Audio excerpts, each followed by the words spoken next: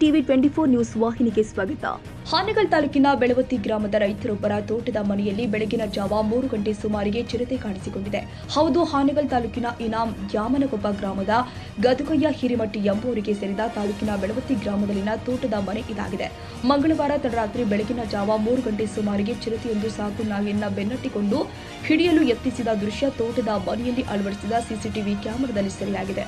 CCTV ತುಣುಕು viral ಆಗಿದ್ದು ಸ್ಥಳೀಯ ನಿವಾಸಿಗಳು ಮತ್ತು ಸುತ್ತಮುತ್ತ ಗ್ರಾಮಸ್ಥರಲ್ಲಿ ತೀವ್ರ ಭಯ ಮತ್ತು ಆತಂಕವನ್ನ ಸೃಷ್ಟಿ ಮಾಡಿದೆ.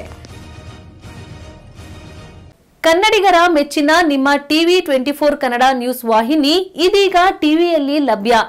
ಕರ್ನಾಟಕ ಮತ್ತು ದೇಶ ವಿದೇಶದ 360 ಡಿಗ್ರಿ ಸುದ್ದಿ ಹಾಗೂ ಉತ್ತರ ಕರ್ನಾಟಕ, ಬೆಳಗಾವಿ, ಬಾಗಲಕೋಟೆ, ಧಾರವಾಡ, ಹಾವೇರಿ, ಗದಗ, ಬಿಜಾಪುರ ಜಿಲ್ಲೆಯ ಕ್ಷಣ ಕ್ಷಣದ ವಿವರವನ್ನ ಪಡೆಯುವುದಕ್ಕೆ ಟಿವಿ 24 ಕನ್ನಡ ನ್ಯೂಸ್ ವಾಹಿನಿಯನ್ನ ಲೈಕ್ ಮಾಡಿ, ವಿಡಿಯೋಗಳನ್ನ ಶೇರ್ ಮಾಡಿ, ಕಮೆಂಟ್ ಮಾಡುವ ಮೂಲಕ ನಮ್ಮ ವಾಹಿನಿಗೆ ಸಹಕಾರ ನೀಡಿ ಮತ್ತು ಚಾನೆಲ್ ಅನ್ನ ಸಬ್ಸ್ಕ್ರೈಬ್ ಮಾಡಿ. Thank you.